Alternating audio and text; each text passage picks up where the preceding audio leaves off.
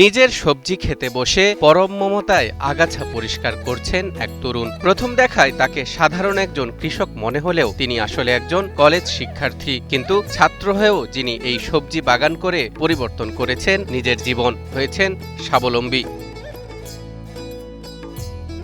এই কলেজ শিক্ষার্থীর নাম সাকিবুল ইসলাম শান্ত।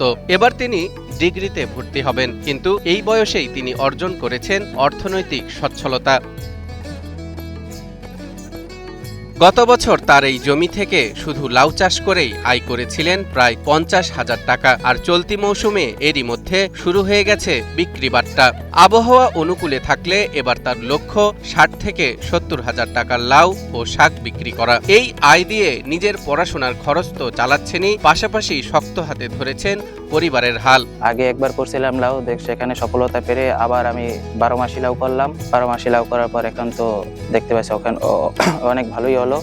এখন দেখা যাচ্ছে যে আমার প্রায় 150 পিসের মতন গাছ আছে এখানে। আমি আশাবাদী যে আর 1 মাস পর যদি আমার গাছ সুস্থ সবল থাকে তাহলে আমার এখান থেকে আশা করি যে 50 থেকে 60,000 টাকা আমি বিক্রি করব। শান্তর এই সফলতার পথটা কিন্তু মসৃণ ছিল না। যখন মাধ্যমিকে পড়তেন তখনই পরিবারের আর্থিক টানাপোড়েন খুব কাছ থেকে দেখেছেন শান্ত।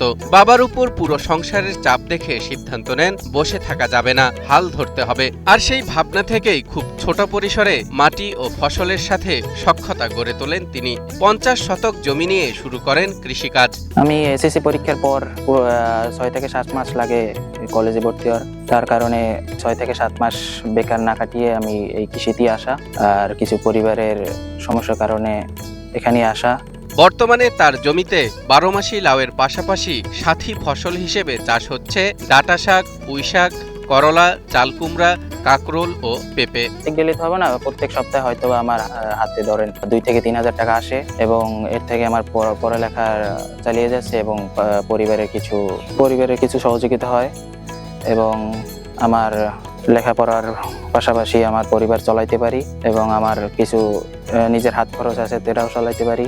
তবে শান্তর এই কৃষি বিপ্লব কিন্তু সনাতন পদ্ধতির নয়, একেবারে আধুনিক ও পরিবেশ বান্ধব। তিনি ফসলের সুরক্ষায় কোনো রাসায়নিক সার বা বিষাক্ত কীটনাশক ব্যবহার করেন না। পরিবর্তে ব্যবহার করছেন নিজের খামারে উৎপাদিত কেঁচো সার। আর ক্ষতিকারক পোকা দমনে ঝুলিয়ে দিয়েছেন হলুদ আঠালো ফাঁদ ও ফেরোমন ট্র্যাপ।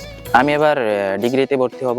আমি মনে করি যে আমাদের মতন যারা ইয়াং জেনারেশন আছে এবং আমাদের ভাই বেরাদার বন্ধু বান্ধব যারা আছে আমার বয়সী, তারা যদি কৃষিতে আসে তাহলে একটা কৃষিতে বিপ্লব ঘটতেই পারে। আমি মনে করবো বেকার না বসে পরিবারের হাল যদি ধরতে চান কৃষিতে আসেন। পিরোজপুরের কাউখালী উপজেলার পারসাতুরিয়া ইউনিয়নের চিরাপাড়া গ্রামের জাকির হোসেনের ছেলে শান্ত প্রমাণ করেছেন আধুনিক কৃষিকে আপন করে নিলে এদেশের হাজারো বেকার যুবক হয়ে উঠতে পারে আত্মনির্ভরশীল। শান্তর এই সবুজ স্বপ্ন ছড়িয়ে পড়ুক বাংলার প্রতিটি প্রান্তে, প্রতিটি তরুণের মাঝে, এমনটাই প্রত্যাশা সবার।